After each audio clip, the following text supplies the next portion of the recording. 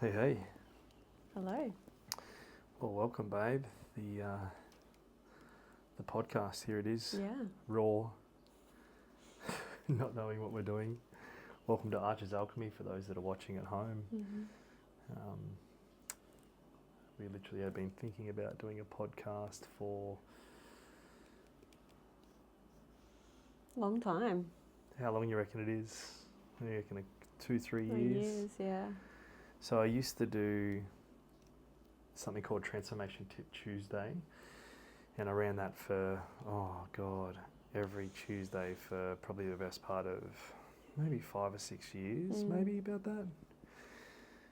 And I wanted to share content on how people can, be healthy, fit, strong, and feel good about themselves, to hopefully give out some inspiration and just to inspire people, help them transform if that's what they're after. And I was going through a big growth phase for myself at that time, and wanting to share that message was why I started that. And then here we are here now, all those years later, in a little bit longer form and a podcast format. So Rachel and I have been wanting to run one for, we'd been listening to podcasts for probably 10, 15 years, and we thought, we'll get one. But now's the right time as well for us sharing our message and what that is. We've just gone through a rebrand. We had a business called the Muscle Professionals originally. Then we went to MP Studio because we outgrew the Muscle Professionals, who were no longer that. And now we've rebranded and renamed ourselves Archer's Alchemy, because it was the alchemization of ourselves, helping ourselves to be the best version of ourselves, and the rebrand goes with that. So here we are in a podcast format, talking about all things podcasting. It's a whole new world. A whole new world indeed. Yeah. So we've got a podcast machine here, which thankfully one of my great friends, Brandon Lee, used to work with us at the studio here, and I used to play footy against him. I never actually got to play footy with him, but played against him a lot. And he sold me his podcast machine, which we'd run a couple of podcasts through here before. He'd interviewed me, and here we are, the podcast. What made you want to do a podcast, babe? I think there's a few reasons. From a business point of view, we do so many things in our business. We try and meet people in a really holistic way, and there's not many businesses that are doing it the way we are, I don't think.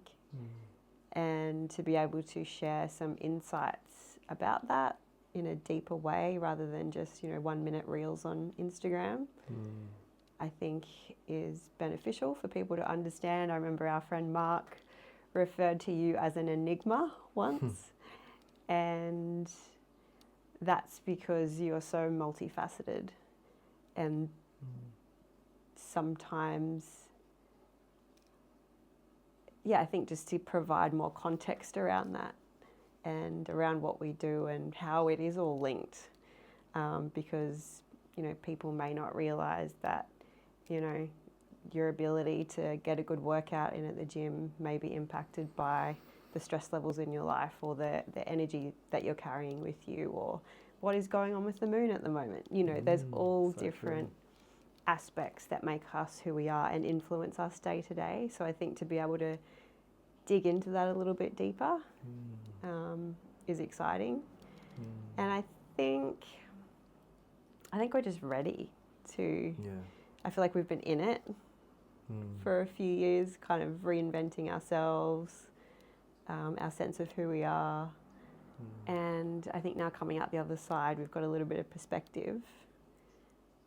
I'm going to speak for myself, talking and expressing and presenting has never been something that I've been completely comfortable with, but I feel like I'm at a point in my life now where everything feels aligned, so I'm able to just share authentically. Whereas I think before I would have had to be practiced and rehearsed and, you know, all that sort of thing. Whereas now I kind of just trust myself to be like, whatever, you know. And yeah, I think it's just good time. Yeah, beautiful. That's well said. It's interesting. I just want to touch on that last little bit, being practiced and rehearsed. So obviously this is our first official podcast for ourselves. We were just chatting before, like, what do we even call it? Like, and I said to Rachel because we knew we were going to do some podcasting today. We bought this 4 weeks ago. We've blocked out time to be able to do it. And then I was thinking, we've got to get the sound perfect. We've got to get the video, the camera angles, this sort of stuff. And then I was like, who cares about that stuff? Like, people want to listen to a podcast or, you know, watch a podcast because it's the people that are there and how they express themselves and what information or, you know, what sort of feelings they're going to give the listener. And, you know, me in my life, I want to have things perfect. I want to have things right. But there's never ever going to be right. It's never going to be right. I remember before we had our first daughter, actually, Rodney, he was the owner of the Moray Cafe, and just literally, we were sitting here just down the road, and he shared something with me so beautiful. He said, man, you know what? There's never going to be a right time. You're never going to have enough money. You're never going to have the right job. It's never going to be the right situation. So why don't you just go for it? And then you'll work it out. And I was like, wow, okay, that sounds pretty scary, but sure, all right, well. And I trusted his word. He, at the time that we spoke, I think he had 3 kids at that time. And I was like, okay, well, this guy knows what he's talking about. This guy knows what he's talking about. He's running a business here. Yeah. He's got a beautiful wife and, you know, loving kids. And I thought, all right, well, you can make it work. And he inspired me to just get up and give it a go. And it's interesting, like we haven't scripted any of this. We just said, let's just put it on and let's have a chat. Yeah. And so, you know, for those that are listening and watching, it's like, well, let that, you know, something for you in your life, if it's like, I just want to start. I think starting in itself will give you momentum. Yeah. I remember listening to Keegan Smith. He said, what comes first? You get the motivation first and then you start your program, or you just start a program and then the motivation builds. And I never seen it that way until I heard that. I think that was like 2019 or around that time, and it just sort of stuck with me. I was like, you just start, and then you know, that gives you momentum to the action is first. The motivation comes with the action. So true. Yeah, I think in the world today we're so optimized to, you know, do everything just right, but if I look back on our journey, we've kind of just given things a go, or you know, it's we don't always have to get it spot on from the very start, and it depends also on the phase of life that you're in. You know, if I think back to, you know, early stages of parenthood, and you know, really wanting to do like the perfect exercise program and make sure I'm like, you know, nailing my nutrition. And it's like, well, actually, if I've had a bad night's sleep, what's the best that I can do today? Or, you know, what's the next best thing that I can do? So, speaking from a mum's point of view, and, you know, I've been very fortunate to watch you become a mum and be a part of that journey. Like, how's that been for you on the inside? Like, for you, how does that feel? How does that, I don't know, I just watch you and you give me so much inspiration. Oh, thank you. You're so patient and just so loving and caring. Like, how's that been for you? It's been the best thing. I always wanted to be a mum. So right from when I was the little mother hen in the playground, and if there was a little lost child, I'd be, you know, ushering them back to their mum, or, you know, like I've always loved kids and always knew I wanted to be a mum. So I think it's very core to who I am. But yeah, it's definitely come with challenges for someone who, you know, I think before you become a parent, you know, you can set your mind to something, you can work towards it, you can achieve it. You know, I'd always been an achiever in life. And then when you become a parent, you've got this little person that their needs come first. It's not about you anymore, really. And you kind of have to take some time to adjust to that. You know, I wasn't able to just get up and do what I wanted to do, or I didn't have full control of life. And so that can be quite hard to adjust to. It definitely took me some time. But yeah, I think now that we're out of the trenches of the early years of parenting, it's definitely a different experience. You know, there's more time freedom, but also they just don't need you in that way as much, whereas they probably need us in different ways now. So yeah, I think it's an ever-evolving thing. Yeah. But I think what's helped is that we've always been very intentional with how we've wanted to do it. Yeah. The parenting thing. Yes. Now, for those that are new parents, because I'm just sort of thinking about the parents that are, you know, new to parenthood, that, you know, are in our world. That's what I'm thinking of. We've had so many friends lately have babies. It's amazing. That are having babies. Yeah. And you talk about that intentional. How did you? Well, yeah, I get to see it, but maybe share with other people. How did you know where to start with that? Because, you know, I know when we were having our first daughter, our first child. We got one boy and one girl, by the way. So, going through all of the information, how did you choose and how did you pick which was the right book to read or podcast to listen to, or what sort of philosophy? How did you come to, I suppose, decide on that? I think for me it was a feeling. Okay. Because there is so much information out there about parenting, about any topic these days. Like, you can access a whole lot of information with a whole lot of different opinions. I think it helped that you and I had a talk, we had several talks about every day. Yeah, about parenting and our own journey growing up and what we experienced, what we appreciated from our parents, what, you know, what challenged us in that time. And then we thought about it before we probably had our first, like what the setup would be, what a day would look like, or, you know, who would be, just how much we wanted to be around. And so I think that definitely helped. But then, I definitely think we both took a lot from our own childhood experiences, which were both very different, but we kind of ended up in the same place, in the same value system, I think, for what we wanted our family to look like. And I think once we had that, we sort of it became easier to block out the noise. Because I remember I had a friend who gave me the book Save Our Sleep, which was all about having a baby on a routine. Yes. And we had this little baby girl who wanted to take every nap on us, wouldn't go down in a cot. And I thought something was wrong with me and with her. But then I very quickly realised that we're not robots and every little being is different. And I was able to say, well, that book is not for me. But yeah, it definitely took some checking in, I think, to get to that point. So, yeah. So let's just say someone has had, that's a really good point there, you're talking about sleep. And so loaded for parents. It's challenging. It is challenging.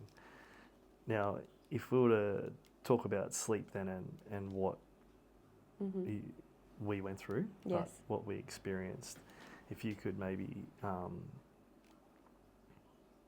share with, whoever's listening here, the sort of, I suppose, if as much as you want, because I know that you're Yeah. quite a private person. I am. I'm probably the opposite. I'm We quite balance each other out in that way, yes. Yeah, you've taught me a lot about that. Yeah.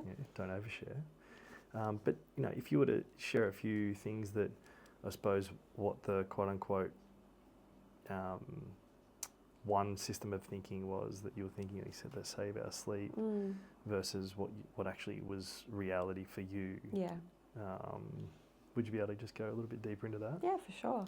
I think coming into parenthood, you get a lot of advice and you get a lot of different opinions about what worked for people, which is beautiful. But you don't actually know what it's like until you meet your baby and see what kind of person they are. And, in all the reading that I'd done in advance, I think of having our daughter, there was a lot about, milestones and what she should be doing at certain ages. And I think I was expecting parenthood to be kind of like I'd moved through life, like, oh, this is the thing, you tick that off, you move on. That's the milestone, you tick that off, you move on.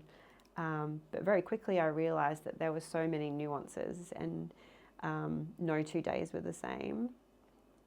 And so it wasn't this perfect formula that you could be like, oh, well, if I do this perfect routine, the baby's definitely going to sleep from this time and I'll be able to get up and do my morning routine.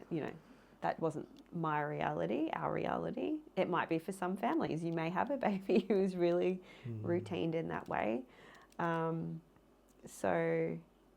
It definitely took some time to get to know my baby and also just to get to know myself as well. Because it was a new role for me.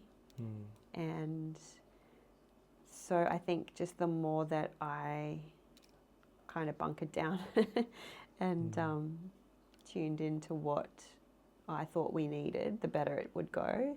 When I tried to push things or, well, this worked yesterday, so I'll repeat it exactly the same today. Like she would just prove me wrong and, so it was like, joke's on you, mum, you're trying to be this organised, perfect parent, but you just let it go, Now, coming from someone, sorry to interrupt there, but just coming from someone who, obviously I've known you, what was this, so 2014, so I'd known you 4 years, actually a little bit more, 5 years before we had Isabella. You are so structured.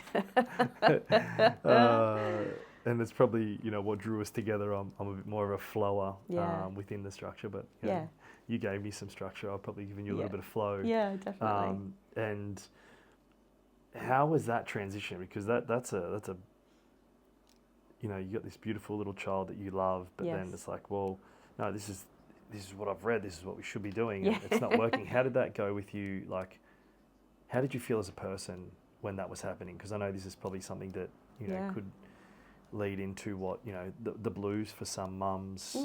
That's the postnatal depression. Those sorts of things. How did you handle that? If you don't mind sharing a bit about that. Yeah, of course. It's hard because for being a structured person, for feeling, I'm the type of person who enjoys feeling like they've achieved something at the end of the day. And some days you'd get home and be like, so what did you do today? And like, she's fed and you're here now, so I'm going to give her to you and I'm going to go have a shower, and that's pretty much what I've done today. That was a huge mental thing. It's kind of like when you're pregnant and you just have to hand over control of your body to, the divineness of the process. It was similar because you just have to roll with it. And for someone who's so used to, having that structure and a certain amount of control, that took a lot. But in that process, I think it definitely helped me get to know myself a lot more. And kind of just surrender, which I don't, if I'd had a really structured, routined baby, I don't think I would have had that same access to my intuition, my instinct, that sort of thing. So once I sort of was able to tap into that, I was kind of able to remove, I didn't join a mum's group because I was just seeing in the ocean of information, like in Facebook groups online, is just so much conflicting information, and that would make this really busy up here, and I didn't need more of that, you know. So I would step out of the Facebook groups. I didn't join an active mums group. We created a mums and bubs class down the track, but yeah, I didn't put myself in situations where I was going to be even more overwhelmed in my decision making. I spent a lot of time at home. Lucky I'm a homebody, but I think that time just in my own energy and in our daughter's energy, it enabled me to cut out a lot of the noise. So the decision making became easier, and the acceptance also became easier. Beautiful. What about for you? Well, yeah, I was just going to just add on the back of that. I do remember, so if you don't mind me sharing a little bit about it. Sure. So our daughter, she pretty much slept on one of us. Every time we put it down, she'd cry. We tried this way, we tried that way. We read many different things. We're like, oh my God. Even went back to, you know, the midwife and the nurses that were helping us, going, oh my God, our daughter's just not sleeping. Can you help us with this and that? And so what I was going through was, I'd wake up in the morning, I'd go to the gym, which is the studio that we owned, who were running. I'd take the morning classes, and I'd come home, and then I'd have our daughter sleeping on me while Rachel would have a shower, or maybe just, you know, do whatever, like maybe go to the bathroom. I remember one day you said, "Oh, just take it, just I need to get to the bathroom." Like,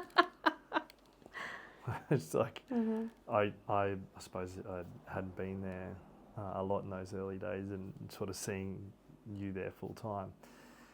And I remember just getting into this, I suppose, a groove of just going, well, suck it up, this is my job, like just get on with it. And I felt like it was interesting, because I know that I've spoken to a lot of dads that have felt this way as well.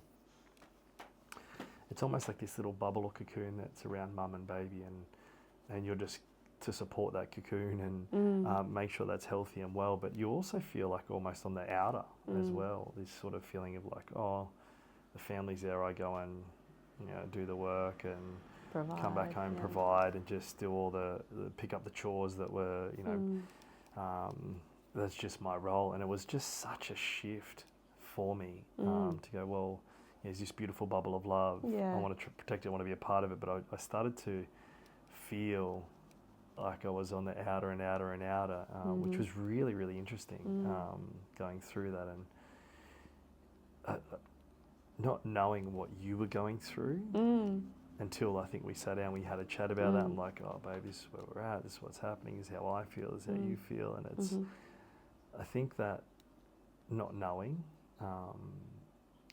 like our communication, we thought we were communicating really well, but you know, there's probably levels of communication you can get to.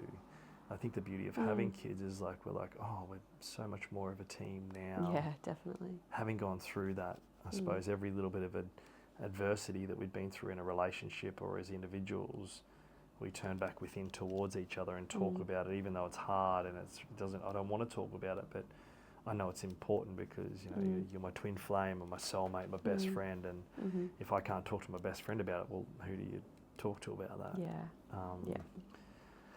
But not being able to put our daughter down, it felt like it was like, oh, you know, she was sleeping a lot. That's what babies do. And so I just came home. I was like, oh, okay. It was beautiful. She was sleeping. But this ultimate paradox of going, well, I still want to have my wife. I still want to have my best friend and my soulmate. Get back to that point. And it was just such a shift in who we were as people overnight. Overnight. And I don't think there's anything that could ever prepare you for that. You know, I'm very grateful. I had a nephew born. What was he at that stage? So it would have been, what, He's 9, 5 years.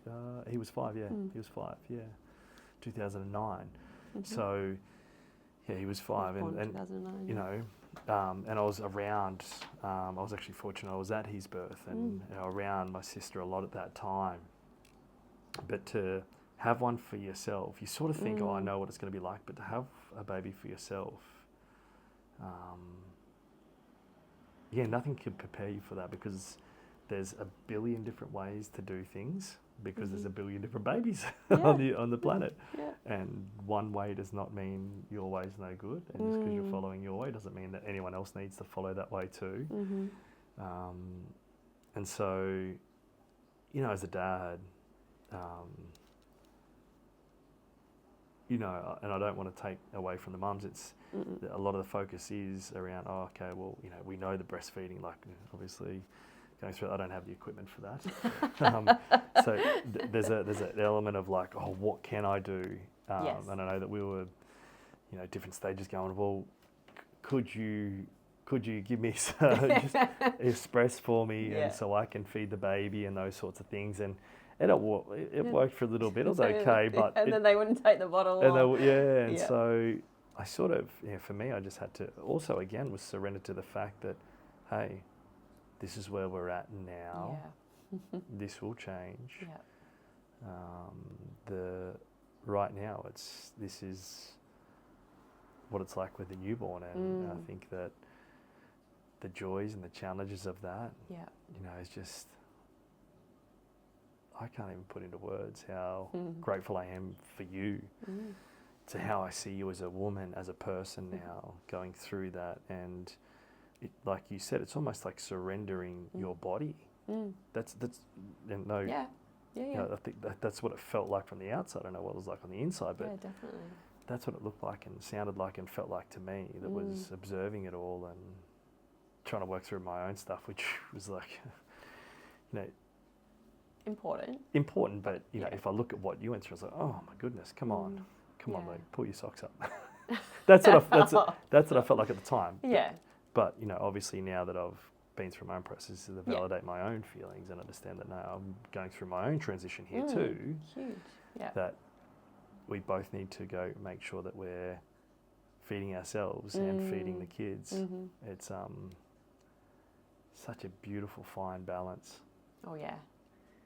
And I think you made a really good point there about like, this is how it is now.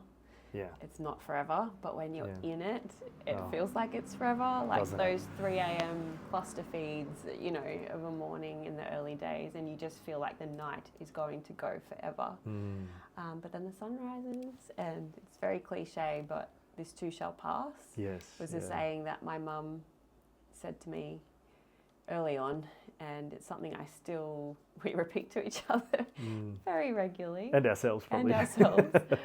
You know, just last week, one of our kids had a bit of a, you know, challenging time at school. And, you know, as a mum, my mum heart was like breaking. But then this week, you know, they've been able to turn around and help one of their own friends because they'd just been through that last week. And I was like, wow, isn't that beautiful? Like that's just life. Like we move through these phases and then it's onto something else. Yes. And I feel like that parenting is the ultimate in that because they don't stay little forever. They have different ages and stages as they grow. But I think also for grown-ups as well, we each have our own ages and stages of things that we go through. And I think, getting to this point where we're podcasting today, it's like, look at all the different iterations of ourselves that we've been through to get to this point. So true. It's interesting, actually, and an analogy just came to mind for those that are quite visual at home, is like the speed bump. How do you coach someone to go over a speed bump? Well, what speed do they go over the speed bump? Yeah, the speed says 5, but what if your car doesn't have good shock absorbers, or it's got really good shock absorbers and like, or you drive a really low car. Exactly. You can't go over. You got to go over one wheel at a time. Like it's, but parenting's like that. You're in your own vehicle with your capsule in the back that you're nursing, and then there might be a passenger beside you going, oh, don't go over too fast. How do we drive this thing? And, but as you get over it and you get over that hump, then you have some understanding that, oh, right. And I think, we were very fortunate to have the mums and bubs for over a decade, helping mums transition into being parents and dads. Actually, I was very fortunate enough to have a lot of dads come in and do some training with us here as well. So, seeing that side of things, and we're just so grateful for that. Well, in terms of time-wise, we've gone for about 30 minutes. I reckon that'll Oh, probably do us for our perfect. first little Mm-hmm. show on the road here. Mm-hmm. But yeah, what a beautiful way to start. So we'll continue to drop these every week. Second Yeah. week is the intention. We're just rolling with Yeah. what we've got at the moment, and I Mhm. suppose that's the rawness of it. It's not perfect, but it is perfect in that as well. So Mm-hmm. you know, stay tuned. Yeah. Anything else Awesome. you want to add? No, perfect. Thank you. Beautiful. If you got some feedback, shoot me a message. Let me know. Mm-hmm. I'd love to be able to, Yeah. keep improving our podcasting abilities. Alrighty, Thank you. over and out.